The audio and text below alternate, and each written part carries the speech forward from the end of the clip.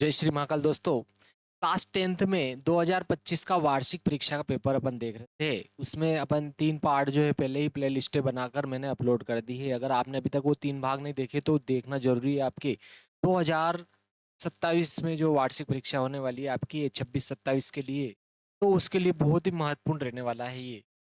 तो आपको जरूर देखना है 2025 का वार्षिक परीक्षा का पेपर।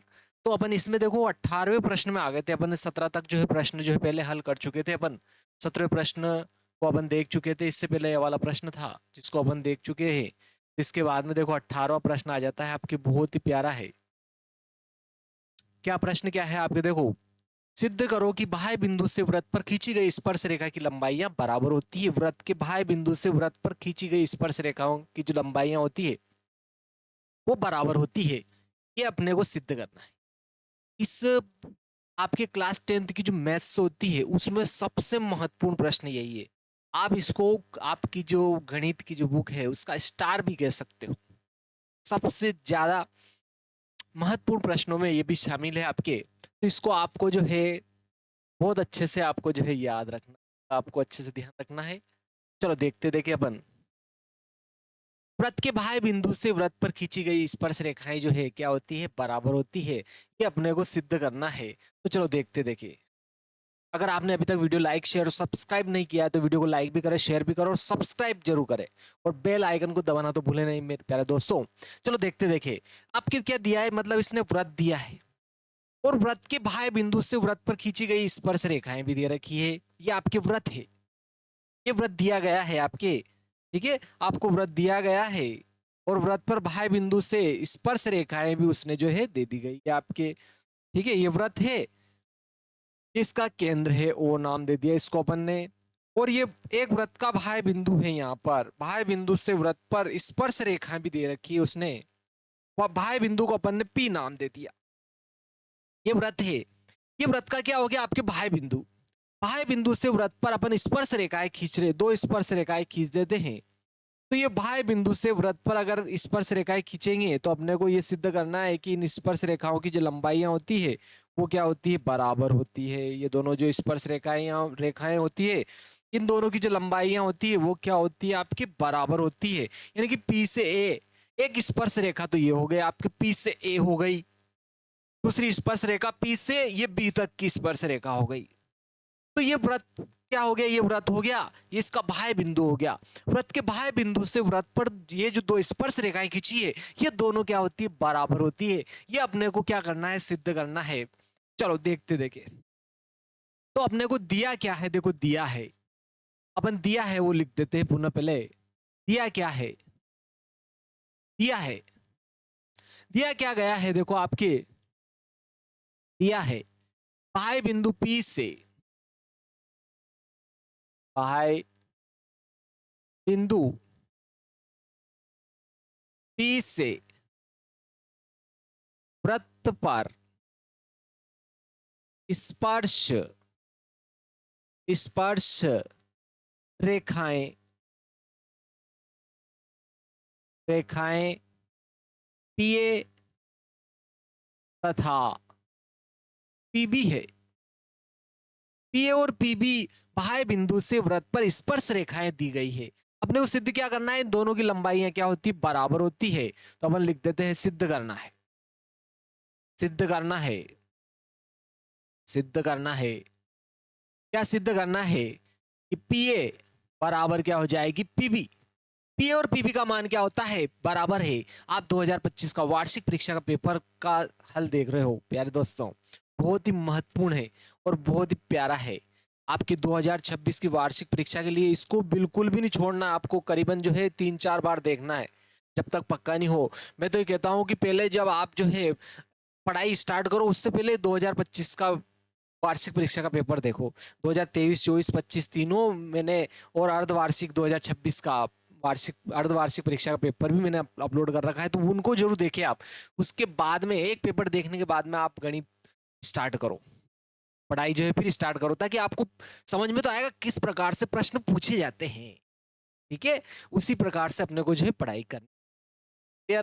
अपने को हम्माली नहीं करनी, पढ़ाई करनी है, सिद्ध करना है। पीए बराबर पीबी, पीए और पीबी का मान क्या होता है, बराबर होता है। वृत्त के बाह्य बिंदु से ये दोनों जो स्पर्श रेखाएं होती है ये बराबर लंबाई की होती है, ये अपने को सिद्ध करना है।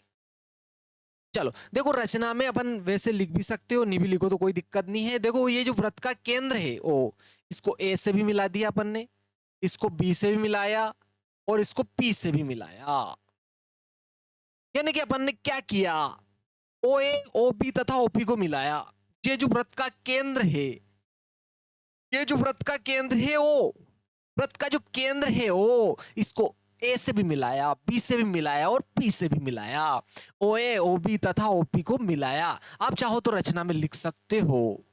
रचना क्या किया अपन ने, ओ ए ओ बी तथा ओपी को मिलाया। जैसे ही अपन ने मिलाया, गजब हो गया। गजब क्या हो गया, अपने को दो त्रिभुज मिल गए इस प्रकार से। एक तो कौन सा मिला, ओ ए पी और एक ओ बी पी। ये अपने पास दो त्रिभुज आ गए। जब अपने पास दो त्रिभुज आ गए, अगर अपन कोई न कोई, ठीक है, प्रमेय लगाएं और इन दोनों को अगर सिद्ध कर देते हैं, अगर इन दोनों को सर्वांगसम सिद्ध कर देते हैं, तो सर्वांगसम त्रिभुजों की संगत भुजाएं बराबर होती, समान साइड की, ने इसकी इधर वाली इसकी इधर वाली के बराबर हो जाएगी। और यही अपने को सिद्ध करना है, सिद्ध हो जाएगा। यानी कि क्या करना है अपने को, ये जो अपने को दोनों त्रिभुज मिले हैं इनको सर्वांगसम सिद्ध करना है। तो चलो उत्पत्ति देख लेते हैं अब इसकी। क्या, एक तो ओ ए पी और एक ओ बी पी त्रिभुज ले लिए दोनों, त्रिभुज ओ ए पी व त्रिभुज ओ बी पी में ये दोनों त्रिभुज लिए। अपन इन दोनों को सर्वांगसम सिद्ध करने वाले। बहुत ही सिंपल है और बहुत गजब का, इतना महत्वपूर्ण है ना कि बस मैं तो कहता हूं दिमाग में छापो इसको, दिल और दिमाग में छा छा जाओ आप इसके, ताकि आप भूलो ही नहीं, क्योंकि लगभग लगभग हर वर्ष पूछा जाता है, इतना महत्वपूर्ण है। पहले तो जो आपके एनसीईआरटी की, जो मध्य प्रदेश बोर्ड की बुक जो दी रखी थी, उसके फ्रंट पर यानी कि कवर पेज पर भी इसको दिया गया था। इसका जो ये जो डायग्राम है ये वाला जो है उस पर भी दिया गया था।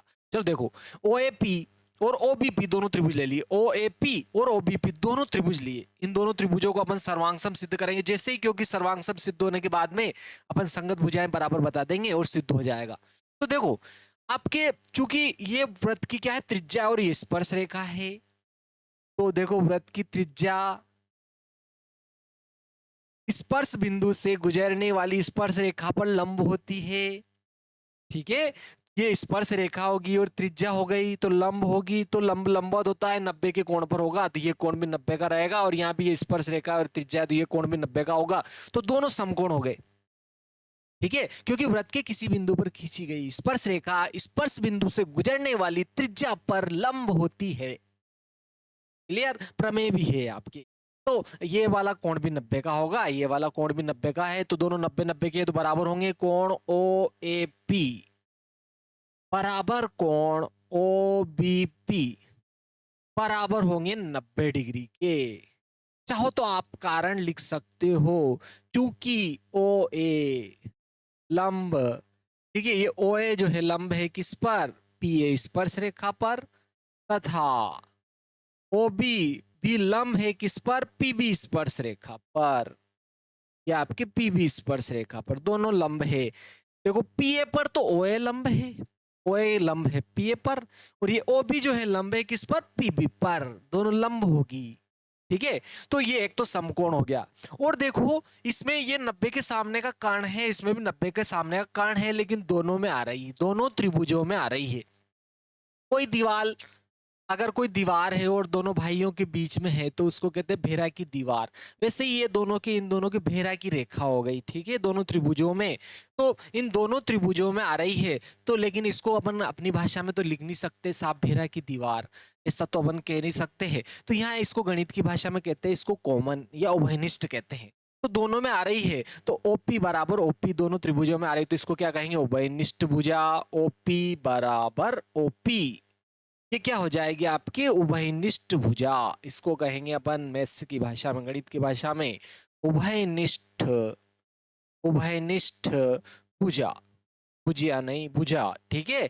चलो, ठीक है, भुजिया हमारे जो है मालवे में पकौड़ी को कहते हैं, तो वो नहीं है।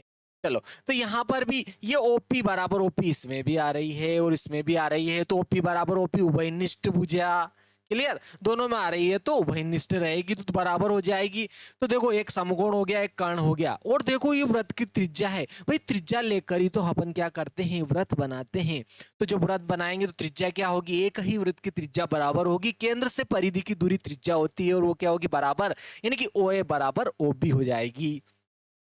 यहाँ लिख दिया मैंने ओ ए बराबर ओ बी, यहाँ लिख देते हैं चूंकि एक ही वृत्त की त्रिज्या है, चूंकि एक एक ही वृत्त की त्रिज्या है, एक ही वृत्त की क्या है आपके त्रिज्या है, एक ही वृत्त की त्रिज्या है तो बराबर होगी भाई।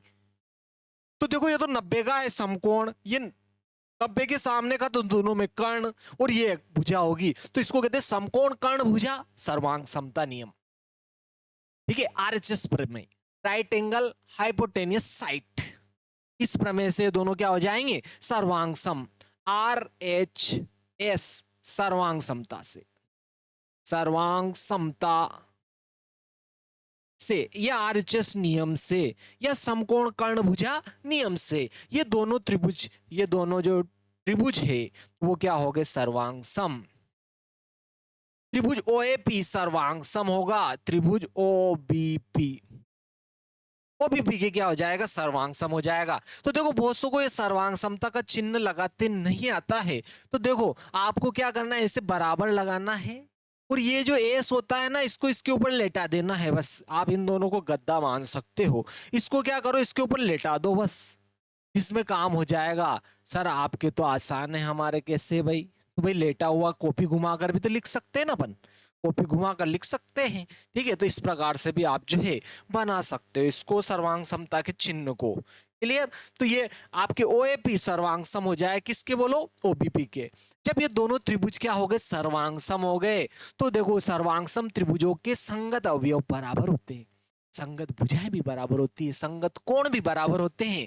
तो देखो संगत भुजाएं, इसकी ये वाली भुजा, क्योंकि देखो ये तो उभयनिष्ठ थी, दोनों त्रिभुजों में आ रही थी, ऑलरेडी बराबर थी, और ये त्रिज्या दोनों में बराबर थी, बची ये दोनों भुजाएं, तो बची बची भुजाएं कौन सी हो जाएगी, बोलो संगत संगत, क्लियर है। क्योंकि दो दो दो दो दोनों तीन तीन भुजा होती है दोनों त्रिभुजों में, दोनों त्रिभुजों में तीन भुजा, एक त्रिभुज की तीन भुजा दूसरे त्रिभुज की। जब देखो ये दोनों में आ रही है और कर्ण है, तो दोनों में उभयनिष्ठ थी, बराबर बताई, इसकी त्रिज्या के बराबर बताई, बची आपके, बत्ती नहीं बची, एक ही भुजा है, तो जब बची वो आपस में क्या होगी, बोलो संगत, समान साइड की। तो बची कौन सी, पी ए और पी बी क्या होगी, बराबर। तो यह लिख दिया अपन ने पी ए बराबर पी बी, इसको कहते हैं सीपीसीटी रूल, सीपीसीटी नियम, ठीक है। सर्वांग त्रिभुजों के संगत अवयव समान होते हैं, और यही तो अपने को देखो प्रूफ करना था, क्या प्रूफ करना था कि बाह्य बिंदु से, बाह्य सिद्ध करो कि बाह्य बिंदु से वृत्त पर खींची गई स्पर्श रेखा की लंबाइयां, स्पर्श रेखाओं की लंबाइयां बराबर होती है, ठीक है। स्पर्श रेखाओं की लंबाइयां जो है बराबर होती है, तो बराबर हो गया, यही सिद्ध करना था, यही सिद्ध करना, ठीक है प्यारे मित्रों, अपने को यही सिद्ध करना था। बहुत ही प्यारा प्रश्न था, बहुत ही महत्वपूर्ण प्रश्न था आपके लिए, क्लियर है। चलो नेक्स्ट प्रश्न देखते हैं, इससे महत्वपूर्ण सवाल मिलेगा तो मैं आपको बताऊंगा, आगे आ रहे हैं और भी, आपको अंत तक देखना जरूरी है, आपको सारे भाग इसके जो है प्लेलिस्ट के सारे भाग जो है आपको देखना है। 2025 वार्षिक परीक्षा पेपर जो है बहुत ही महत्वपूर्ण रहने वाला है, आपको सारे के सारे वीडियो जो है देखना है इस प्लेलिस्ट के, तभी जो है आप अच्छे से तैयारी कर पाओगे प्यारे दोस्तों। ये 18वां प्रश्न था आपके वार्षिक परीक्षा पेपर का, वार्षिक परीक्षा पेपर का है 2025 का, इसका आपको ध्यान रखना है। स्टैंडर्ड वाला है आपके, स्टैंडर्ड वाला है, अभी स्टैंडर्ड हो तो स्टैंडर्ड वाला है, बेसिक वाला भी है, ये स्टैंडर्ड वाला है। यहाँ पर देखो ये इसके अथवा वाला, 18वें के अथवा वाला आ गया, ठीक है। दो सकेंद्रीय वृत्त है भाई, दोनों सकेंद्रीय मतलब दोनों केंद्र एक, क्लियर भाई। दो सकेंद्रीय वृत्त है यानी कि दोनों का केंद्र एक ही है, एक ही है, आपको इसका अच्छे से ध्यान रखना, क्लियर। दो से सकेंद्रीय वृत्तों की त्रिज्याएं भी दे दी उसने, मतलब एक की 5 सेंटीमीटर और एक की 3 सेंटीमीटर त्रिज्या है। ठीक है, बड़े वृत्त की उस जीवा की लंबाई ज्ञात कीजिए। ज्ञात कीजिए जो छोटे वृत्त को, आपके क्या छोटे वृत्त को स्पर्श करती है, वो ऐसा कह रहा है आपको। बड़े वृत्त की, ठीक है, दो सकेंद्रीय वृत्त है, उसने कहा है क्या कह रहा है, दो सकेंद्रीय वृत्तों की त्रिज्या 5 सेंटीमीटर और 3 सेंटीमीटर है। बड़े वृत्त की उस जीवा की लंबाई ज्ञात कीजिए जो छोटे वृत्त को स्पर्श करती है। चलो देखते कैसे कह रहा है ये। ठीक है, आप इसको पढ़ सकते हो यहाँ पर आप। चलो, दो सकेंद्रीय वृत्त है, यानी कि दोनों का केंद्र एक ही है। ये आपके देखो, ये आपके केंद्र है। एक वृत्त तो ये है आपके, ये आपके 5 सेंटीमीटर त्रिज्या का वृत्त है, और ये आपके 3 सेंटीमीटर त्रिज्या का वृत्त हो गया। साहब दो वृत्त हो गए यार, दो वृत्त हो गए, दोनों सकेंद्रीय है, मतलब दोनों का केंद्र एक ही है। ये आपके देखो, ये ओ केंद्र है इसका। ठीक है, दोनों सकेंद्रीय वृत्त है, अर्थात दोनों का केंद्र एक ही है। 18वें का अथवा प्रश्न है प्यारे दोस्तों, वेरी आईएमपी प्रश्न है ये भी। उसके जितना तो नहीं है, वो तो स्टार है, सुपर स्टार है, और ये स्टार है यार। वो सुपर स्टार था, ये स्टार है। चलो, तो इस स्टार को भी देखना तो पड़ेगा, वेरी आईएमपी तो ये भी है यार। चलो, तो ये दोनों सकेंद्रीय वृत्त है। इस वाले की त्रिज्या वो बोल रहा 5 सेंटीमीटर, और इस वाले की त्रिज्या 3 सेंटीमीटर। ठीक है, अब वो क्या कह रहा है कि बड़े वाला जो वृत्त है, ये जो बड़ा वृत्त है, इसकी जीवा की लंबाई, कौन सी जीवा की लंबाई, जो छोटे वृत्त को स्पर्श करती है। क्या कह रहा है, दो सकेंद्रीय वृत्त है, अर्थात दोनों का केंद्र एक ही है, एक ही है। क्लियर, इसका भी केंद्र ये है, इसका केंद्र भी ये है। वो बोल रहा है बड़े वृत्त की उस जीवा की लंबाई ज्ञात। ये बड़े वृत्त की उस वो जीवा हो गई जो छोटे वृत्त को क्या करती है, स्पर्श कर रही है। तो इसको अगर अपन मान लो ए बी नाम देते हैं, इस जीवा को अगर अपन ए बी नाम देते हैं, और यहाँ से ये इसका स्पर्श बिंदु हो गया, अगर इसको एम नाम दिया, ठीक है, इसको एम नाम दिया, तो अपने को क्या करना है, इस जीवा की लंबाई ज्ञात। ये बड़े वृत्त की उस जीवा की लंबाई पूछ रहा है जो छोटे वृत्त को क्या करती है, स्पर्श करती है। ठीक है, तो अपने को क्या करना है, ए बी का मान, जीवा ए बी की लंबाई ज्ञात करनी है। ये जीवा आपके ज्ञात क्या करना है, ज्ञात करना है, ज्ञात क्या करना है। ठीक है, ज्ञात करना है, ज्ञात क्या करना है, जीवा ए बी की लंबाई जो है आपको ज्ञात करनी।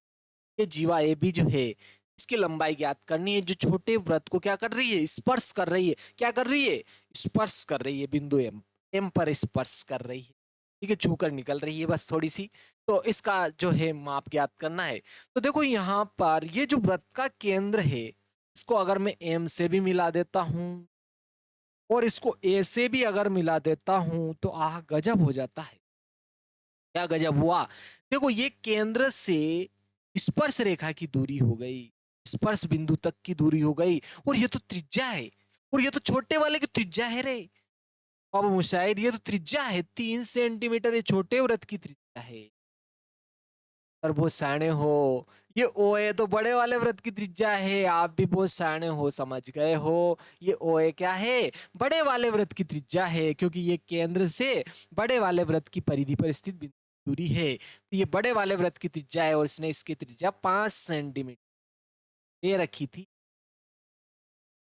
दे रखी थी 5 सेंटीमीटर। गजब की बात है, हो गई ये 5 हो गई आपके। लेकिन देखो, ये छोटे वाले व्रत में देखते हैं तो क्या गजब ढा रहा है ये, क्या कह रहा है, देखो ये छोटे वाला व्रत है, और ये स्पर्श रेखा है, ये स्पर्श बिंदु है, और ये त्रिज्या है, लंब होगी, तो ये तो समकोण त्रिभुज हो गया। क्योंकि लंब होगी तो ये कोण समकोण बन जाएगा इस त्रिभुज का। ठीक है, और गजब की बात ये है कि ये बड़ा वाला व्रत हो गया, और ये बड़े वाले व्रत की जीवा है, और ये इस केंद्र से लंब हो गया। ये तो, लेकिन देखो व्रत के केंद्र से जीवा पर डाला गया लंब जीवा को दो बराबर भागों, व्रत के केंद्र से जीवा पर डाला गया लंब जीवा को समद्विभाजित करता है। बहुत ही महत्वपूर्ण प्रमेय है। फिर व्रत के केंद्र से जीवा पर डाला गया जीवा को समद्विभाजित करता है, बराबर बराबर दो भागों में विभाजित करता है। ठीक है, तो ये और ये भाग बराबर होगा, यानी कि इस भाग को निकालना है और डबल करेंगे तो ए भी आ जाएगा, ए भी आ जाएगा। क्लियर? तो देखो, चूंकि ओ ए त्रिज्या है और ए बी स्पर्श रेखा है, तो ये इस पर लंब होगी, तो ये कोण क्या हो जाएगा? समकोण त्रिभुज। चूंकि चूंकि ओ ए या ओ एम लंब ए बी, ये ओ एम जो है ए बी पर लंब है, तो ओ एम ए समकोण त्रिभुज होगा। क्योंकि ओ एम लंब ए बी है, इसलिए सम समकोण त्रिभुज ओ एम ए में पाइथागोरस प्रमेय से पाइथागोरस प्रमेय से पाइथागोरस प्रमेय से सर समकोण त्रिभुज में पाइथागोरस प्रमेय तो हम लगाते आ रहे हैं साहब, अब क्या बताओ। ठीक है, कर्ण का वर्ग बराबर लंब का वर्ग धन आधार का वर्ग, कर्ण का वर्ग बराबर लंब का वर्ग धन आधार का वर्ग, इसको क्या कहते हैं? पाइथागोरस प्रमेय। किसी भी समकोण त्रिभुज में कर्ण का वर्ग शेष दो भुजाओं के वर्गों के योग के बराबर होता है। तो याद है आपको भाई? ठीक है, तो अपन इसमें पाइथागोरस प्रमेय लगा रहे हैं। तो समकोण क्या हो? समकोण ये है, तो इसके सामने कर्ण ओए हो गया, कर्ण का वर्ग शेष दो भुजाओं के वर्गों के योग के बराबर हो जाएगा, यानी कि ओए का वर्ग बराबर ओ एम का वर्ग प्लस क्या हो जाएगा? एम ए का वर्ग, एम का वर्ग हो जाएगा। तो लिख देते हैं कर्ण का वर्ग, और कर्ण ओए है, ये कर्ण का वर्ग हो गया, 90 के सामने की भुजा कर्ण होती है, तो कर्ण का वर्ग शेष दो भुजाओं के वर्गों के योग के बराबर, अर्थात लंब और आधार, इन दोनों, ये दोनों लंब और आधार होगी, क्योंकि 90 के सामने का कर्ण हो गया, कर्ण एक तरफ होगा, तो ओ एम और ए एम अलग हो जाएगा, यानी कि आपके ए एम का वर्ग प्लस क्या हो जाएगा? आपके ओ एम का वर्ग, ये कर्ण का वर्ग शेष दो भुजाओं के वर्गों के योग के बराबर हो गया। क्लियर? चलो, तो देखो ओए का मान साहब, ओए का मान बड़े वाले वृत्त की त्रिज्या है जो कि 5 है, तो 5 का वर्ग हो गया। ओएम देखो छोटे वाले वृत्त की त्रिज्या है जो कि 3 हो गया, 3 का वर्ग हो जाएगा।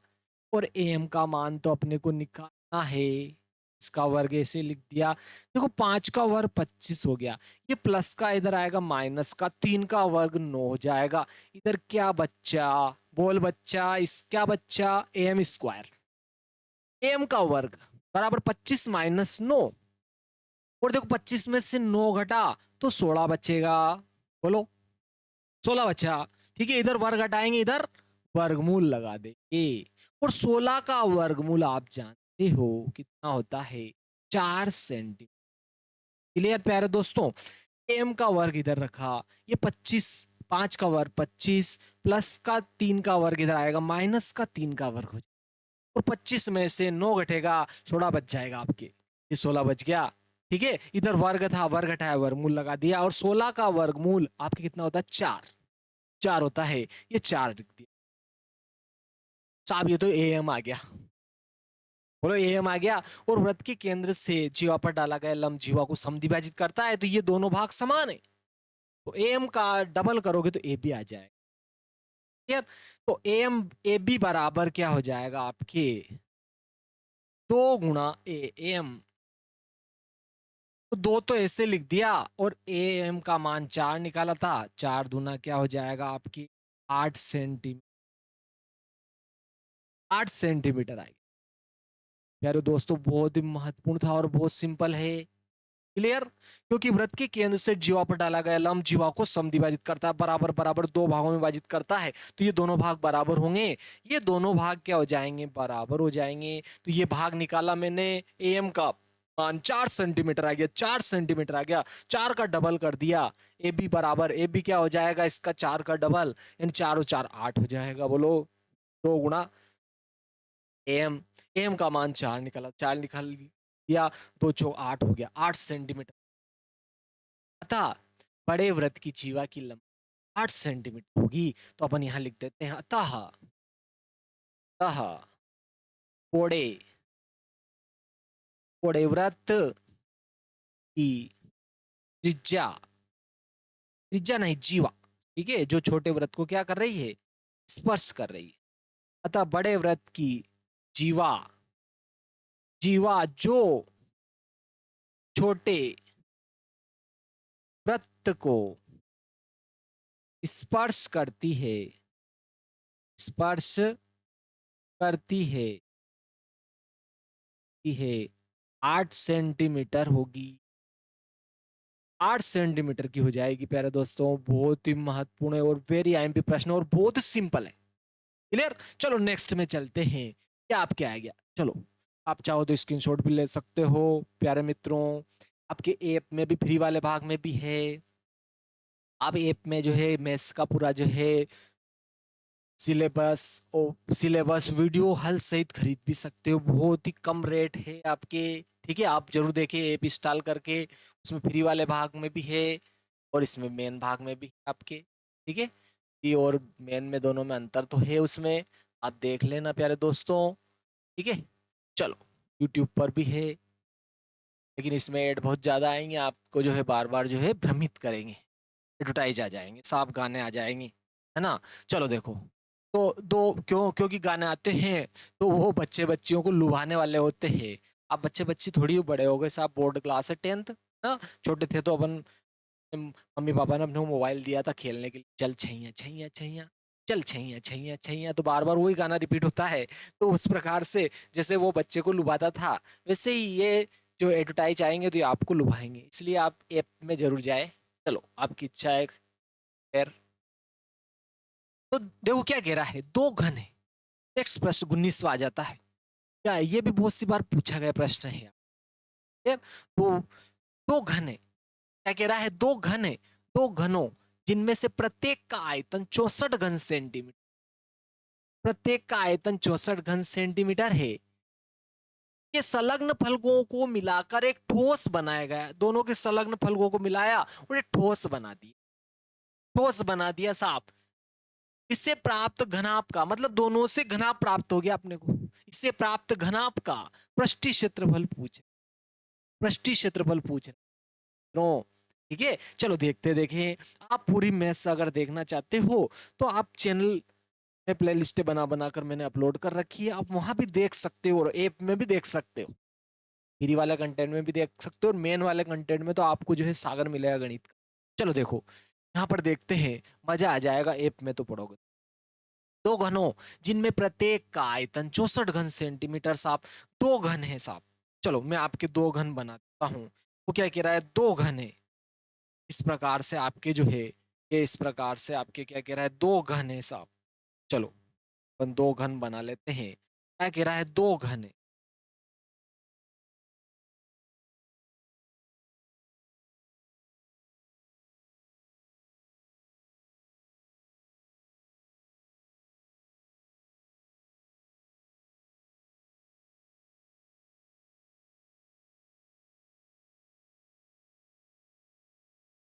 इस प्रकार से आपके पास में दो घन है साहब।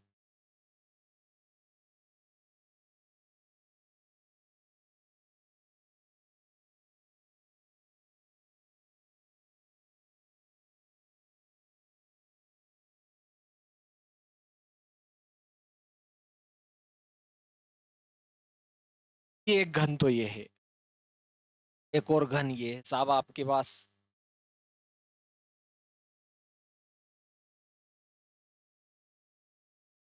ये दो घन है, देखो ये दो घन है और इनको ये संलग्न फलकों के द्वारा जोड़ दिया साहब। इन दोनों को संलग्न फलकों के द्वारा जोड़ा गया है। इसका आयतन भी था 64 घन सेंटीमीटर और इसका भी था 64 घन सेंटीमीटर। ठीक है, क्या कह रहा है, दो घन जिनमें से प्रत्येक का आयतन 64 घन सेंटीमीटर था, 64 घन सेंटीमीटर था के संलग्न फलक, संलग्न फलक यानी पास पास वाला आते, पास पास बैठ जाते अपन इस प्रकार से। तो ये दोनों संलग्न फलकों को मिलाकर एक ठोस बनाया गया। ये ठोस बन गया साहब, ठोस बनाया गया। इससे प्राप्त घनाप का मतलब घनाप मिल गया, हाँ दिख रहा है साहब। देखो लंबाई अब इतनी हो गई, ये चौड़ाई समान है, ऊंचाई भी समान है, लंबाई बढ़ गई साहब। तो भाई घनाप में ऐसा होता है। तो पृष्ठीय क्षेत्रफल ज्ञात कीजिए। ये जो आपके बना है, ठीक है, इसका जो है ये जो ठोस आकृति बनी, इसका पृष्ठीय क्षेत्रफल पूछ रहा है, अर्थात घनाप का पृष्ठीय क्षेत्रफल पूछ रहा है। और घनाप का पृष्ठीय क्षेत्रफल क्या होता है आपके, संपूर्ण पृष्ठीय क्षेत्रफल या पृष्ठीय क्षेत्रफल 2 कोष्ठक में लंबाई गुणा चौड़ाई प्लस चौड़ाई गुणा ऊंचाई प्लस ऊंचाई गुणा लंबाई ये होता है। तो उसको अपने को लंबाई चौड़ाई ऊंचाई जब तक याद नहीं होगी तब तक अपन निकाल नहीं सकते हैं, क्योंकि उसने इस प्रकार प्राप्त ठोस प्राप्त घनाभ का पृष्ठीय क्षेत्रफल, ठीक है, ये अपने को क्या कह रहा है, वो पूछ रहा है। प्राप्त घनाभ का पृष्ठीय क्षेत्रफल उसने अपने को है पूछा है। प्राप्त घनाभ का पृष्ठीय क्षेत्रफल पूछ रहा है। प्राप्त घनाभ का पृष्ठीय क्षेत्रफल, पृष्ठीय क्षेत्रफल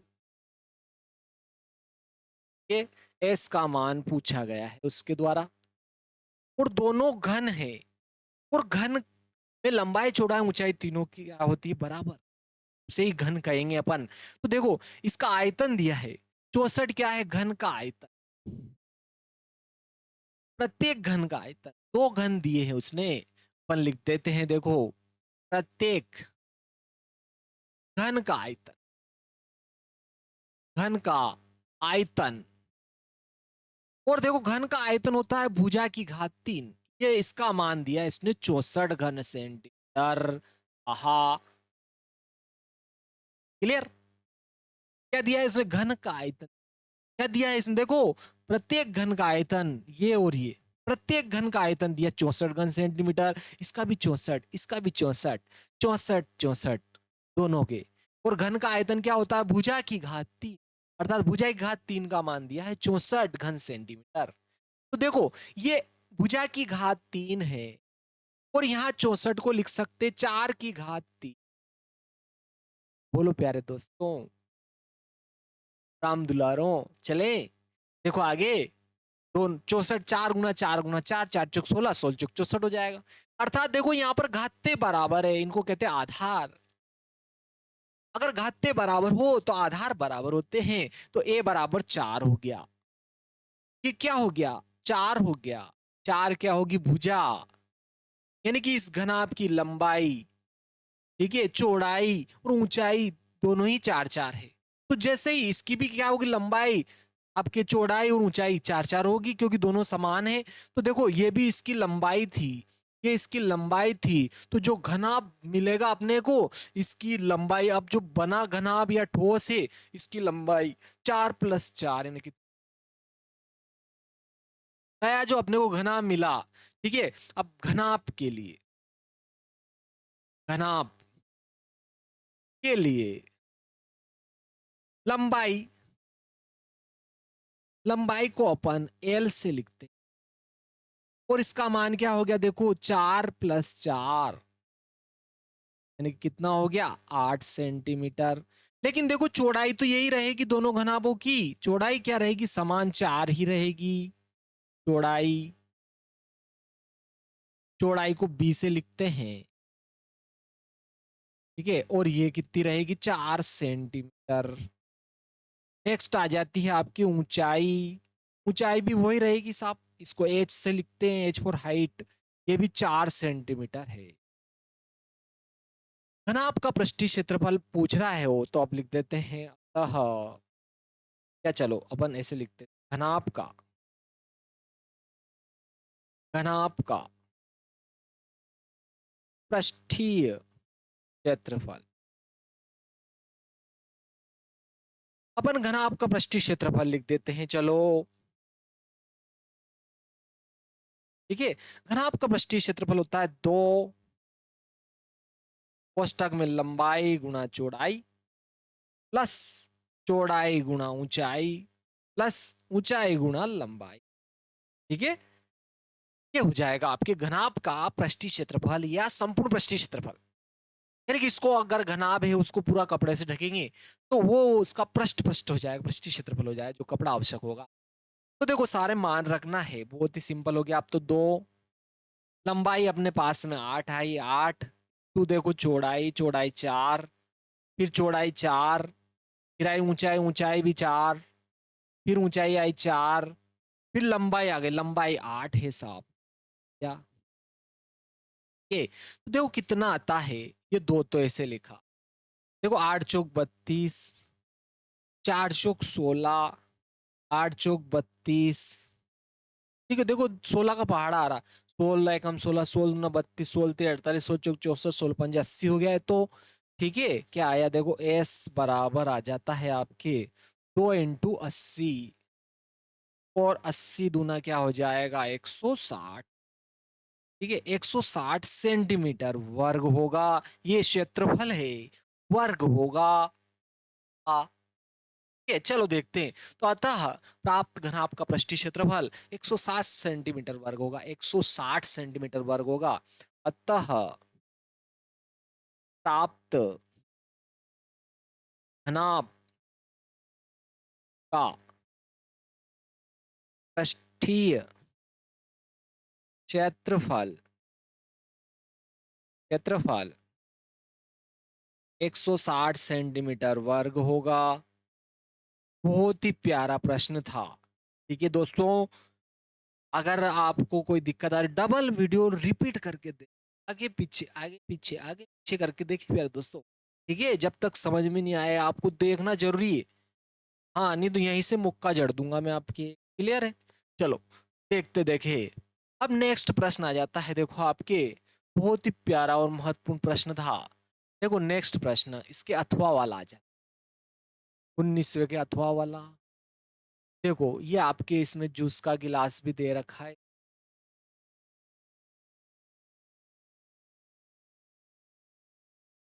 ये इसने जूस का गिलास दिया है, देखो ये आपके, देखो ये जूस का गिलास से क्या कह रहा है, एक जूस बेचने वाला अपने ग्राहक को आकृति में दर्शाए गिलास से जूस देता है। आकृति में जैसा दर्शाया रखा है ऐसे गिलास में वो जूस देता है। ठीक है, बेलनाकार गिलास का आंतरिक व्यास दिया इसने 5 सेंटीमीटर था। ठीक है, ये जो बेलनाकार बेलन जैसा जो गिलास है उसका क्या कह रहा है, आंतरिक व्यास जो है 5 सेंटीमीटर है। परंतु गिलास के निचले निचले आधार तली में एक उभार है, अर्धगोले जैसा उभार है। यहाँ पर इस प्रकार से अर्धगोले जैसा उभार है, जिससे गिलास की धारिता कम हो जाती है। इस गिलास की धारिता क्या हो जाती है, कम हो जाती है, ऐसा कह रहा है। तो यदि एक गिलास की ऊंचाई 10 सेंटीमीटर थी, यदि एक गिलास की ऊंचाई 10 सेंटीमीटर थी, तो गिलास की आभासी धारिता तथा उसकी वास्तविक धारिता ज्ञात की। आभासी धारिता यानी कि जो आभास हो रही हो, अपन जूस पीने के बाद देखेंगे, ओहो गजब, इसमें तो अंदर से उठा हुआ था गिलास, जूस कम था, बाहर से तो ऐसा लग रहा था गिलास बहुत बड़ा है, जूस बहुत ज्यादा मिलेगा, तृप्ति हो जाएगी साहब। लेकिन अंदर झांक के देखा तो अंदर से तो उभार था साहब, अर्धगोलाकार कैसे था। चलो देखते देखते। ये आपके देखो गिलास है साहब, अपन यहाँ गिलास हैं जैसा इसने दिया था, गिलास से।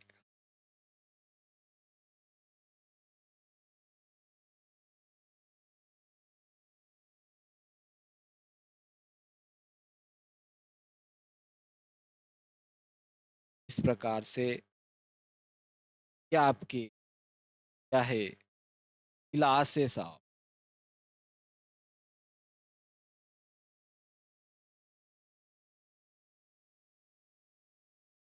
ठीक है, ये गिलास है साहब, अर्धगोलाकार गिलास है। और ये इसके यहाँ पर तो इस प्रकार से ये उभार भी आ गया आपके, देखो ये उभार है, देखो अर्धगोलाकार उभार है, ऐसा उभरा हुआ है अंदर से। तो आभासी यानी कि आभासी यानी कि जो बाहर से अपन देख रहे हैं, देखो बाहर से क्या देखा अपन ने, साहब ये तो गिलास बहुत बड़ा है, जूस बहुत ज्यादा होगा सर, थोड़ा बहुत आप भी पी लेना, हम पी लेना, आप रख देंगे। लेकिन पी तो आप भी तान गए साहब पूरे ही, क्योंकि अंदर से उभार था, जूस तो कम था। तो ये आभासी धारिता जो दिख रही बाहर से, वास्तविक धारिता पूरा खत्म होने के बाद में देखा, आखिरी में मेरे तो थोड़ा बचा। आप सोच रहे हो सर के तो आधा बचा, लेकिन आधे में तो उभार था, थोड़ा बचा मेरे तो। ठीक है, तो ये क्या है, वास्तविक धारिता। तो आपको क्या पूछा है, देखो उसने, यदि एक गिलास की ऊंचाई 10 थी तो गिलास की आभासी धारिता तथा उसकी वास्तविक धारिता ज्ञात करनी। आभासी और वास्तविक धारिता आपको जो है वो पूछ रहा है, आभासी और वास्तविक धारिता जो है पूछ रहा है, निकालनी अपने को। देखो इसने क्या कहा कि आंतरिक व्यास दिया इसका, देखो आंतरिक व्यास से आंतरिक त्रिज्या निकालने उसकी, देखो त्रिज्या व्यास दिया है, आंतरिक व्यास से आंतरिक त्रिज्या निकालेंगे तो देखो व्यास का आधा क्या हो जाएगा आपकी त्रिज्या। ठीक है, जो 5 था तो 5 का आधा करेंगे, यानी कि आप चाहो तो 2.5 भी लिख सकते हो, 5/2 भी लिख सकते हो, क्योंकि 5 में 2 का भाग लगाओगे 2.5 सेंटीमीटर हो जाएगा। ठीक है, आंतरिक व्यास से आंतरिक त्रिज्या अपन ने निकाली। फिर उसने क्या कहा, इसकी ऊंचाई जो थी 10 सेंटीमीटर थी, इसकी ऊंचाई हो गई प्यारे दोस्तों 10 सेंटीमीटर, ये इसकी ऊंचाई होगी गिलास की। यानी कि ये बेलन बेलन जैसे ही गिलास है तो एच इसकी ऊंचाई हो जाएगी आपके 10 सेंटीमीटर, इसकी ऊंचाई हो गई। तो देखो यहाँ जब ये अर्ध गोला है, आधा गोलाकार उभार है ये, तो इतना क्या रहेगा इसमें कम, तो इसकी त्रिज्या भी वही होगी इस अर्ध गोले गोलाकार भाग की जो इस बेलनाकार भाग की होगी। अरे तो देखो इसको जूस में से अपने को हटाना पड़ेगा, और ये जो उभार है ये इसका आयतन होगा, लेकिन ध्यान, तो वास्तविक धारिता निकालने के लिए अपन क्या करेंगे, इस बेलन के आयतन में से आधे गोले का आयतन घटा देंगे तो वास्तविक धारिता आ जाएगी। और आभासी धारिता के लिए तो बेलन का आयतन पूरा ही निकाल लो। ठीक है, तो क्या करेंगे, देखो उसने क्या कहा, आभासी धारिता, पहले आभासी धारिता लिख देते हैं गिलास की, गिलास की आभासी धारिता, गिलास की आभासी धारिता बराबर क्या हो जाएगा, गिलास का आयतन, बेलनाकार गिलास का आयतन। भाई बेलनाकार गिलास है तो इसका आयतन वही होगा जो बेलन का होगा। ठीक है, इसका आयतन वही होगा जो बेलन का होगा, ये बारू खूनी की, हाँ, तो इसका आयतन वही होगा जो बेलन का होगा। अरे दोस्तों चलो तो इसे मान रख देते हैं, साहब पाई का मान 22/7 होता है, उसने 3.14 दे रखा है लेकिन बावले ने, तो अपन भी 3.14 ही लिख देते, चलो 3.14 इंटू आर का मान देखो 2.5 आया, या 5/2 भी लिख सकते हो आप, ये 2 लिख दिया। एच का मान 10 सेंटीमीटर है। ठीक है, अच्छा रहेगा अपने को काटने में भी अच्छा रहेगा। चाहो तो आप इधर भी काट सकते थे वैसे 2 से, तो ठीक है, इधर से काटोगे तो सरल रहेगा, और फिर गुणा करोगे मान आ जाएगा। देखो 3.14 में आप 2 से अगर भाग लगा देते हो, 2 1 कम 2, एक बच्चा 10 लगाया फिर एक उतारा, 2 5 10, एक बच्चा ऊपर से उतारा 4, 2 7 14, यानी कि 2 से ये जो कटेगा 1.57 बार कटेगा, ये 5 रहेगा और ये 10 रहेगा। ठीक है, 2 से इसको काटा ही आया। चलो इसमें 5 का अपन क्या करते हैं, देखो गुणा कर देते हैं इसमें 5 का। ठीक है, इसमें अपर अगर अपन 5 का देखो गुणा करते हैं, तो यहाँ देखो अपन गुणा करेंगे, 5 7 35 के 5 हासिल 3 आ गया। ठीक है, देखो 15 5 75, 76 77 78 हो गए, तो लेकिन देखो एक जीरो और थी, ये जीरो लगाई, लेकिन दशमलव कितने अंक बाद, एक दो अंक बाद, तो ये आपके इसका क्या हो गया, आभासी आयतन आया। आहा, ये आभासी आयतन है 78.50 घन सेंटीमीटर। ये इसका क्या आया बोलो, आभासी धारिता या आभासी आयतन, जो आभास हो रहा है आपको बाहर से जो दिखेगा वो आया। अब देखो इसकी वास्तविक धारिता, ठीक है, गिलास की वास्तविक वास्तविक धारिता, गिलास की अगर अपन जो है वास्तविक धारिता निकालेंगे तो वो क्या रहेगी, चलो तो वास्तविक धारिता यानी कि वास्तविक आयतन, इसका वास्तविक आयतन निकालना है। चलो वास्तविक आयतन निकालेंगे तो अपन क्या करेंगे, पूरे बेलन के आयतन में से ये जो उभार है, अर्धगोलाकार उभार है, इसको घटाना पड़ेगा, इसका अपने को ध्यान रखना है। तो क्या करेंगे, बेलन का जो आयतन आया पाई आर वर्ग एच, इसमें से अर्धगोले का आयतन, देखो अर्धगोले का पूरे गोले का आधा होता है, पूरे गोले का 4/3 होता है, तो देखो पूरे गोले का आयतन 4/3 पाई आर क्यूब होता है, तो अर्धगोले का आधा हो जाएगा, यानी 2/3 पाई आर क्यूब हो जाएगा। क्लियर है, चलो तो इसको आगे हल कर। तो देखो दोनों में पाई आर वर्ग दोनों में मिल रहा है, तो इसमें से मैंने पाई आर वर्ग कॉमन ले लिया। यहाँ तो कौन बच्चा मेरे बच्चों, एच माइनस यहाँ 2/3 भी बच्चा, पाई कॉमन गया, आर क्यूब में से आर वर्ग गया, आर बच जाएगा, ये बचेगा आपके। तो आप चाहो तो डायरेक्ट यहाँ से स्टार्ट भी कर सकते हो प्रश्न को। चलो ठीक है, पाई आर स्क्वायर दोनों में था, कॉमन ले लिया, यहाँ एच बचा माइनस 2/3, पाई कॉमन गया, आर क्यूब में से आर गया, आर बच जाएगा। चलो मान रख देते हैं, पाई का मान 3.14 दिया उसने, आर का मान अपन निकाल चुके हैं, 2.5 भी लिख सकते हो, 5/2 भी लिख सकते हो। एच का मान देखो पूरे गिलास की ऊंचाई जो कि 10 सेंटीमीटर है, -2/3 तो 2/3 ही रहेगा। आर का मान देखो कितना निकाला था, 5/2, ठीक है ये आया। देखो यहाँ आपके 2 से 2 कट जाएगा, तो यहाँ 5/3 बचा, तो ये तो अपन ने ऐसे ही लिख दिया, ठीक है। ये आ जाएगी देखो आपकी वास्तविक धारा।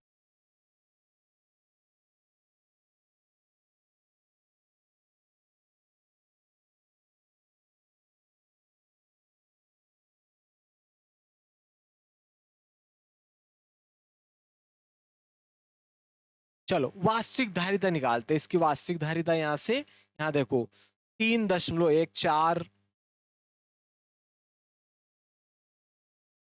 3.14 इंटू 5/2। देखो यहाँ लघुत्तम लेंगे, 3 का गुणा 10 में करूँ 10 या 30, 30 में से 5 घटेंगे तो 25 बच जाएंगे। देखो 25/3 आ जाएगा, 25/3 आ जाएगा आपके, ठीक है। चाहो तो देखो ये पाई का जो दशमलव हटा सकते हो, ये दशमलव हटाया एक, ये दशमलव हटा के एक लिख दिया, ये 1 0, ये 2 0, ठीक है। आप चाहो तो काट सकते हो या ऐसे भी रहेगा तो कोई दिक्कत नहीं है, वैसे भी आपके देखो यहाँ से डायरेक्ट भी आप काट सकते हो इससे। देखो 2 से इसको काटा था अभी हाल अपन ने, इसको 2 से काटा था तो क्या आया था, देखो 1.57, साहब 1.7, ठीक है। चलो अब इन सबका गुणा करना है, 3 से इसको डिवाइड करना, ठीक है। 3 से इसको क्या करना है, भाग लगाना है, इन सबका गुणा करके इसको जो है 3 से क्या करना है, आपको जो है 3 से क्या करना है, इसमें भाग लगाना है। चलो से इसमें जो है अपन गुणा कर देते, और फिर अपन जो है इसमें साफ, ठीक है। क्या है देखो ये 25 5 125, तो ये हो गए 125, तो ये हो गए साहब, इसका गुणा इसमें किया 125, 125 में अपन क्या करेंगे 1.57 का, 5 7 का और गुणा करेंगे, कितना आएगा 196.25, बटे कितना आ रहा है 3, 3 से इसमें भाग लगा देते हैं। चलो 3 से इसमें अगर आप भाग लगाओगे तो कितना आएगा आपके, देखो 65.4 तो घन सेंटीमीटर, ठीक है प्यारे दोस्तों। अपन ने क्या किया, 25 5 125 हो गया, 125 का 1.57 में गुणा करेंगे तो 196.25 आएगा, इसमें 3 का भाग लगाएंगे तो आपके 65.416 आएगा, तो उधर एक बढ़ाएंगे तो 65.42 आ जाएगा। तो ये तो वास्तविक धारिता और ये इसकी आभासी धारिता हो, ठीक है। इसकी आभासी धारिता ज्यादा है, वास्तविक धारिता कम है। यार ये आपके प्रश्न था, बहुत ही प्यारा और महत्वपूर्ण प्रश्न था और बहुत ही सिंपल सा था। चलो नेक्स्ट प्रश्न आ जाता है आपके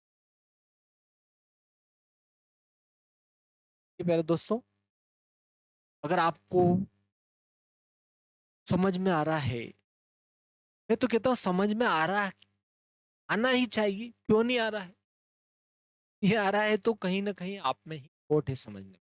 प्यारे दोस्तों, तो आप जो है अगर नहीं समझ में आ रहा है तो देखो आप आगे जो है, अगर आप अभी गणित स्टार्ट करिए तो हो सकता है नहीं समझ में आए, तो आप पूरी गणित पढ़ेंगे उसके बाद में समझ में आए। क्यों, क्योंकि एक तो अपन जो है इसलिए भी पढ़ रहे हैं, पहले पेपर पहले देख रहे, इसलिए देख रहे हैं कि किस प्रकार के प्रश्न पूछे जाएंगे और कैसे अपने को आंसर याद करना है, ये देख सकते हो, ठीक है। तो देखो पूरा ही बुक जो है मैंने गणित प्ले लिस्टें बना बना यूट्यूब में भी डाल रखी, में भी डाल रखी, ठीक है। तो सीरियल से अगर देखना चाहते हो तो आप जो है ऐप में भी देख सकते हो। चलो ज्यादा ढूंढना नहीं पड़ेगा आपको। तो यहाँ देखो गुणनखंड विधि द्वारा इसके मूल निकालना है। 20वां प्रश्न है, बहुत ही महत्वपूर्ण प्रश्न है ये आपके जो है, ठीक है। गुणनखंड विधि के द्वारा जो है इसके मूल पूछ रहा है, क्या क्या मूल होंगे। भाई मूल क्या है, अपन तो मूल चंद को भी निकाल लेते हैं, ठीक है। 20वां प्रश्न है, प्रश्न क्या है देखो आपके, 2x वर्ग। 20वां प्रश्न आ गया, क्या कह रहा है, 2x वर्ग -5x प्लस 3 = 0 के मूल पूछ रहा है इसके गुणनखंड विधि के द्वारा। प्यारे दोस्तों, गुणनखंड विधि से ही अपने को इसको हल करना, ठीक है। वैसे तो सूत्र विधि से भी आप इसको हल कर सकते हो, ठीक है। मूल ज्ञात करना है गुणनखंड द्वारा। समीकरण 2x वर्ग ऋण 5x धन 3 = 0 के मूल ज्ञात कीजिए, ठीक है। ज्यादा कुछ नहीं करना होता पा। चलो मूल ज्ञात करते गुणनखंड विधि द्वारा। गुणनखंड विधि में क्या करते हैं, मध्य पद के ऐसे दो भाग करते हैं, मध्य पद के ऐसे दो भाग करते हैं जिनका गुणा करें तो दोनों अगल बगल वाली के बराबर, ठीक है। अगल बगल वाली तो इधर वाली और इधर वाली दोनों के गुणा के बराबर आए, और उन दोनों टुकड़ों को या तो जोड़े या फिर घटाए तो बीच स्वयं के बराबर आए, यानी बीच वाली के बराबर। तो बीच में कितने, -5। ध्यान से सुने क्या कह रहा हूं मैं, बीच वाली संख्या के बीच में कितनी है, बीच वाला अंक कितना है, -5, ठीक है रॉबर्ट। -5 के ऐसे दो टुकड़े करना, इसके ऐसे दो टुकड़े करना है, इसके ऐसे दो टुकड़े करना है। -5 के यानी बीच वाली संख्या के ऐसे दो टुकड़े करना है जिनका गुणा करे तो इन दोनों बगल वाली के गुणा के बराबर आए, यानी कि बगल वाली कौन है, 2 और 3 है, यानी कि 2 और 3 का तो गुणा कितना आ रहा है, 6 आ रहा है, ठीक है। यानी कि बीच वाली संख्या के -5 के से दो टुकड़े करना है जिनका गुणा करे तो बगल वाली के गुणा के बराबर आए, यानी कि 6 के बराबर आए। और उन दोनों टुकड़ों को अगर आप या तो जोड़ो या घटाओ तो स्वयं इसी के बराबर आना, या तो जोड़ने पर या घटाने पर दोनों एक ही होगा। तो जोड़ने पर आएगा या घटाने पर ही आएगा, दोनों पर नहीं आ सकता है ना। तो इसके ऐसे दो टुकड़े करना है जिनका जोड़ घटाव करे तो स्वयं के बराबर हो। तो देखो आप ये देखो ना, जोड़ने पर ये आ ही रहा है, गुणा पर तो ये आ ही रहे। दोनों ही अपन -2 और -3 ले लो। देखो दोनों का गुणा करें, माइनस माइनस प्लस, 2 तिया 6 भी हो जाएगा। दोनों का गुणा करोगे तो माइनस माइनस प्लस 2 तिया 6 हो रहा है, देखो गुणा करने पर ही आ गया। और माइनस जैसे +2 और +3 दोनों को जोड़ते हैं तो +5 हो जाएंगे, वैसे -2 और -3 जोड़ोगे तो -5 हो जाएंगे। तो जोड़ घटाव पर तो ये आ गया और गुणा पर ये आ गया। चलो आगे चलते हैं साहब। तो दोनों टुकड़े ये -5 के हैं, तो -5 की जगह लिखेंगे ये दोनों टुकड़े, ठीक है, क्लियर है। चलो तो ये दोनों टुकड़े -5 की जगह लिख देते हैं, लेकिन -5 के साथ तो x भी है, -5 के साथ x भी है, तो दोनों टुकड़ों के साथ x भी लिखेंगे। तो एक तो -2x हो जाएगा, एक -3x हो गया। अब ये दोनों अगल बगल वाली ऐसे ही लिख दी, ये +3 और ये +2x वर्ग ऐसे ही लिख दी। ये अगल बगल वाली अपन ने दोनों ऐसे ही लिख दी, ठीक है, अगल बगल वाली ऐसे ही लिख दी, ठीक है। चलो अब क्या करना है, दो दो के युग्म बनाकर कॉमन लेना। दो दो के युग्म बनाकर कॉमन ले लो, जो उभयनिष्ठ है दोनों में मिल रहा है उसको कॉमन ले लो, बाहर निकाल लो। साहब यहाँ भी 2 दिख रहा है, यहाँ भी 2 दिख रहा है, 2 कॉमन ले लिया। यहाँ x वर्ग है जबकि यहाँ x है, x भी कॉमन ले लो। 2 कॉमन गया, x वर्ग में से एक x गया, एक x बचा, बचा जो उसको इधर ब्रैकेट में लिखेंगे, क्लियर, ठीक है। फिर यहाँ भी देखो, यहाँ से भी 2 कॉमन गया, x भी कॉमन गया, तो 2 और दोनों गए, 2 भी गया, x भी गया, तो 1 बचेगा और ये चिन्ह भी तो बचा आपके, -1 बच जाएगा। तो दोनों में से अपन ने क्या किया, कॉमन ले लिया।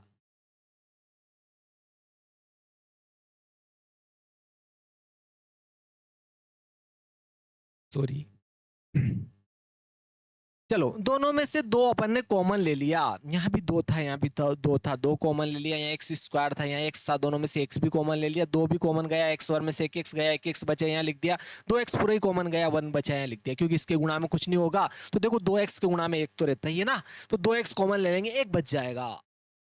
चलो अब आप चाहो तो देखो ये का ही ब्रैकेट यहाँ लिख सकते हो, ये का ही ब्रैकेट यहाँ लिख दो x माइनस 1, क्योंकि आप कॉमन लोगे यही बचेगा, नहीं बच रहा है मतलब आपने गलत कर दिया है कहीं पर, ठीक है, आपकी नीयत में खोट थी, अब ध्यान रख लेना, ठीक है। तो अपन ने क्या किया, दोनों में से देखो दोनों में -3 कॉमन आएगा, यही बचेगा आपके, क्योंकि देखो ये -3 है एक से और यहाँ क्या है +3 है, तो इसको माइनस इंटू -3 लिख सकते हो, तो दोनों में -3 कॉमन लोगे तो यहाँ तो देखो -3 तो कॉमन ले लिया, यहाँ x बचा, यहाँ ये माइनस बचेगा और इसके गुणा में कुछ नहीं, एक होगा तो एक बच जाएगा, ठीक है। तो इसीलिए ये का ये ब्रैकेट यहाँ आया देखो, तो इसी ब्रैकेट को यहाँ लिखो, यहाँ कॉमन ले लो, इसी ब्रैकेट को यहाँ लिखना है और पीछे से दूसरे नंबर पर झांको,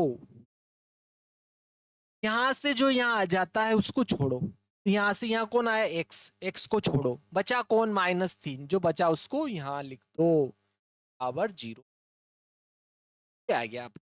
अब फिर पुनः कॉमन लो, साफ यहाँ तो ये दोनों बचे, इनमें से कॉमन लेंगे मतलब, तो दोनों में तो देखो यही बच रहा है बस, ठीक है, अधिकतर में यही आएगा, ठीक है, इन दोनों में से बहुत ही कम आता है, तो देखो दोनों में से x -1 कॉमन ले लिया, बचा क्या, यहाँ तो 2x बचा, यहाँ कितना बचा -3 और 0, लेकिन अब उसने क्या कहा था अपने को, गुणनखंड विधि द्वारा मूल ज्ञात करना है, तो एक बार इसको 0 के बराबर कर दो, इसको एक बार 0 के बराबर करोगे 2 मूल आ जाएगा, क्योंकि द्विघात समीकरण के 2 ही मूल होते हैं, ठीक है, 2 ही मूल होंगे, तो एक बार इसको किया, यदि यदि x -1 बराबर 0 तो माइनस का 1 इधर आएगा, प्लस का 1, इसको 0 के बराबर करोगे, यदि तो x -3 बराबर 0 तो यहाँ देखो ये माइनस के 3 इधर आएंगे, प्लस के 3 हो, इधर 2x बचेगा, ये 2 इधर आएगा तो इसके बटे में, ठीक है, तो ये आ जाएगा, ओके, तो ये 2 मूल आ गए, 1 और 3/2, तो इस द्विघात बहुपद के, ठीक है, आपके या द्विघात समीकरण के ये 2 मूल आ गए, अतः अतः मूल अतः मूल 1 तथा 3/2 होंगे, ठीक है, बहुत ही प्यारा था, ये 20वां प्रश्न था। चलो इसके अथवा वाला प्रश्न देख दोस्तों,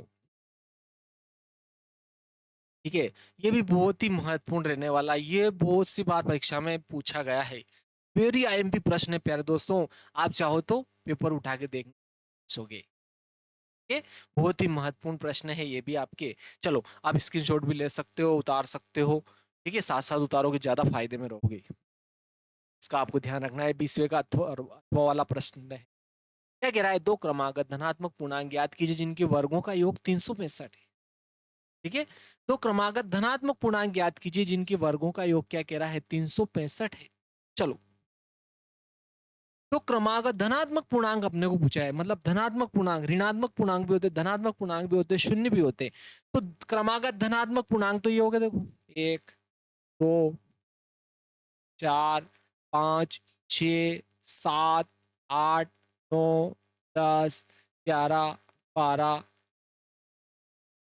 ये आपके क्रमागत धनात्मक पूर्णांक हो गए, क्रमागत यानी कि क्रम से, लेकिन उसने तो 2 ही पूछे, बोलो देखो, दो क्रमागत धनात्मक पूर्णांक ज्ञात कीजिए, 2 ज्ञात करना है, कोई से भी आपको 2 निकालना है साहब, कोई से भी निकाल लो, 2 निकालो, कोई से भी 2, कोई से भी निकाल सकते हो 2, बस 2 चाहिए उसको तो,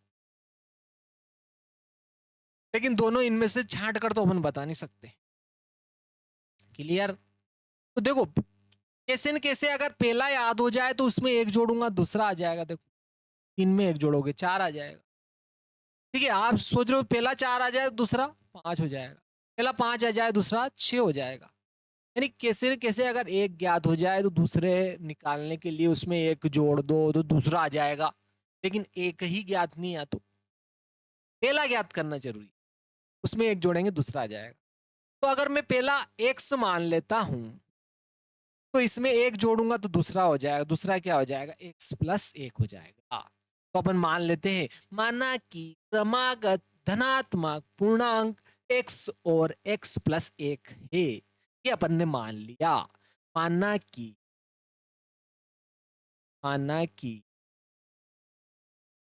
क्रमागत क्रमागत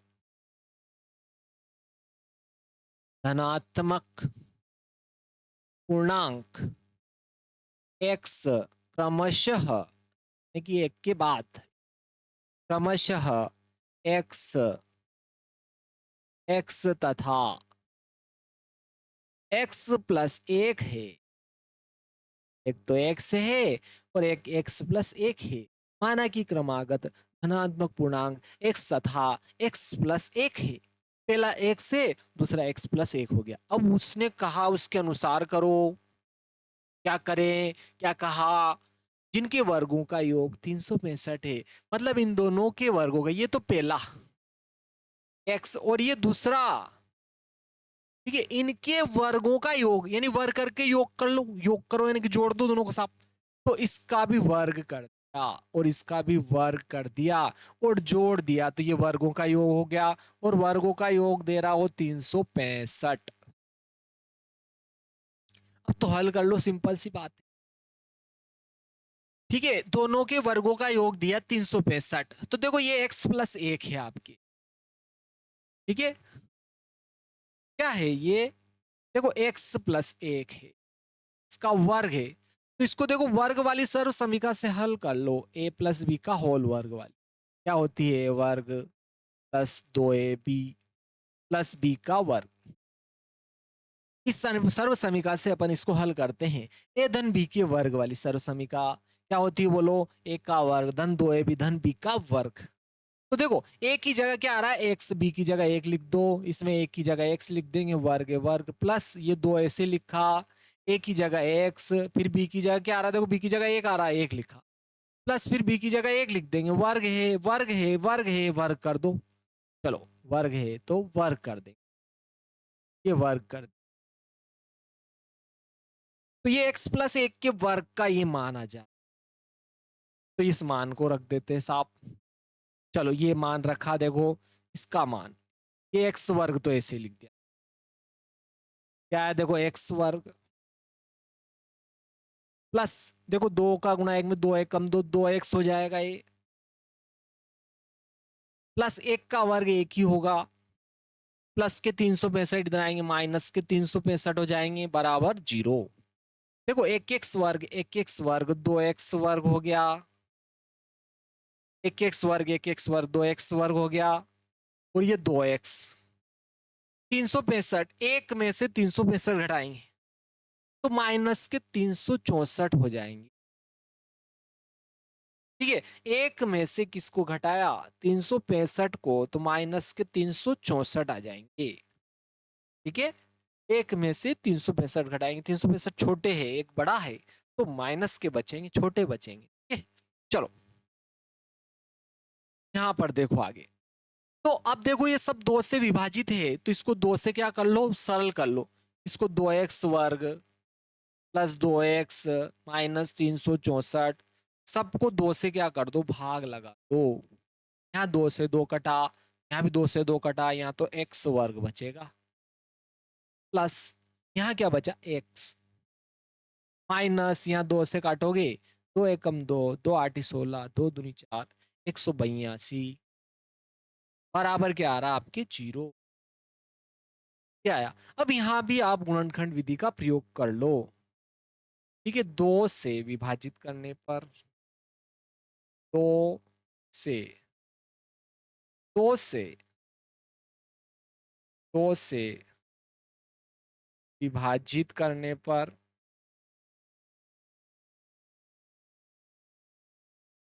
2 से विभाजित कर दिया, प्रत्येक पद में 2 का भाग लगा दिया, तो ये आ गया आपके।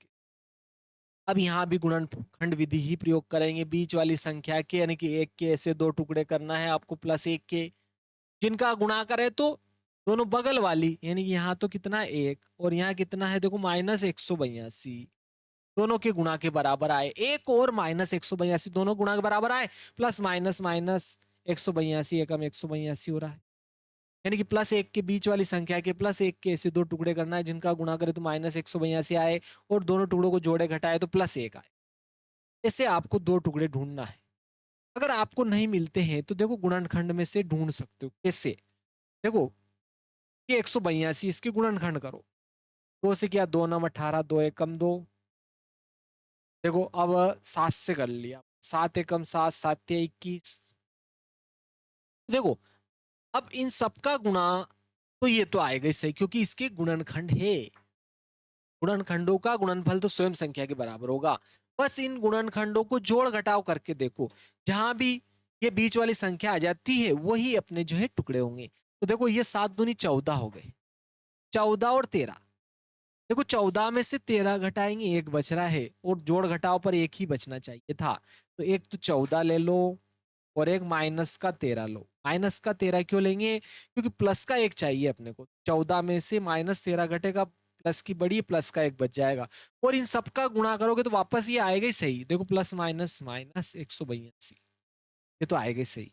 तो अब ये दोनों टुकड़े एक के हैं तो एक की जगह लिखेंगे दोनों टुकड़े एक की जगह, यानी कि यहाँ एक तो यहाँ इसके साथ था, एक्स के साथ था तो 14 के साथ भी एक्स लिख दिया मैंने, -13 के साथ भी एक्स, माइनस का 182 भी ऐसे ही बराबर और ये एक्स स्क्वायर भी ऐसे लिखा। अब क्या करना है, दो दो के युग्म बनाकर कॉमन ले।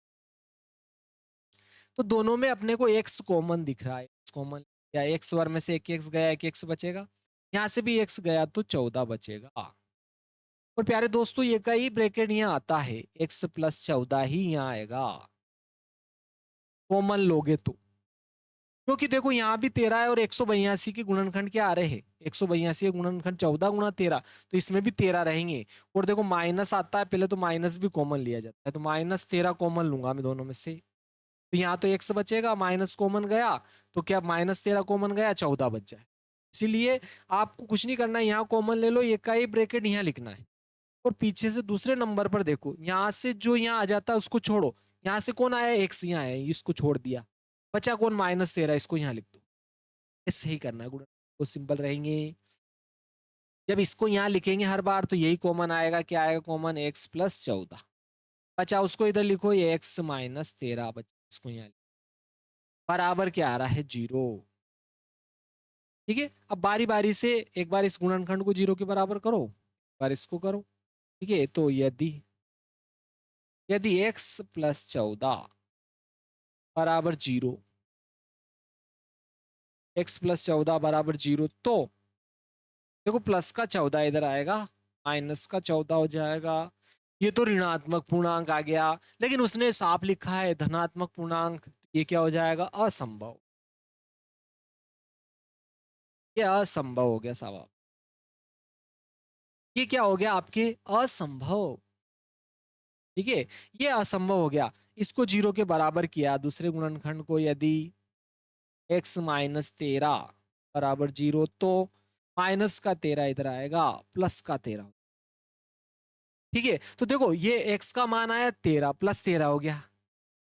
देखो यहाँ 13 लिखूंगा, x की जगह 13 + 1 14, क्योंकि क्रमागत है, वैसे भी पहला आ गया अपने पास में, x आ गया 13, तो दूसरा उसमें एक जोड़ देंगे, दूसरा आ जाएगा 13 और 1 14 हो जाएगा। तो अतः अतः क्रमागत धनात्मक पूर्णांक, धनात्मक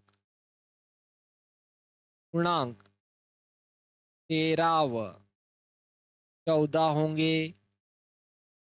बहुत ही प्यारा प्रश्न था मेरे प्यारे दोस्तों, ये आपके 13 और 14 आ गया, क्रमागत धनात्मक पूर्णांक। आपके बहुत ही महत्वपूर्ण प्रश्न थे प्यारे दोस्तों। अभी तक आपने वीडियो लाइक शेयर और सब्सक्राइब नहीं किया तो वीडियो को लाइक शेयर और सब्सक्राइब करो, और सारी पूरी प्लेलिस्ट देखना आपके लिए बहुत जरूरी प्यारे दोस्तों। आपके जो है 2027 की वार्षिक परीक्षा की दृष्टि से बहुत ही महत्वपूर्ण रहने वाला है। 2027 में 26-27 वर्ष जो सत्र है, इसकी परीक्षा 2027 में होगी आपके, तो बहुत ही महत्वपूर्ण रहने वाला है ये। और जो है आपके लिए, तो आपको जो है जरूर जो है सारी प्ले लिस्टें बना बना जो है, आप चाहो तो पूरा मैथ्स भी पढ़ सकते हो, अगर आपको अच्छा समझ में आता है तो। प्यारे दोस्तों पूरा देखो, आपके जरूर समझ में आएगा प्यारे दोस्तों, अगर पूरा पार्ट पढ़ोगे तो डिटेल में स्टेप बाय स्टेप पढ़ते हैं उसमें ज़्यादा अच्छा समझ में आता है। तो प्ले लिस्टें जो बनाकर मैंने डाल रखी है उसमें ज़रूर देखिए आप। मैंने उनमें सन भी लिख रखा है, कौन-सा प्रश्न कौन से सन में आप पूछा गया है वो भी बता रखा है मैंने बीच में। तो ज़रूर देखिए, वीडियो को लाइक करें, शेयर करें, सब्सक्राइब करें, बेल आइकन को दबाना नहीं भूलें। जय श्री महाकाल दोस्तों, नेक्स्ट वीडियो में मिलते हैं इसी के 2025 के पेपर के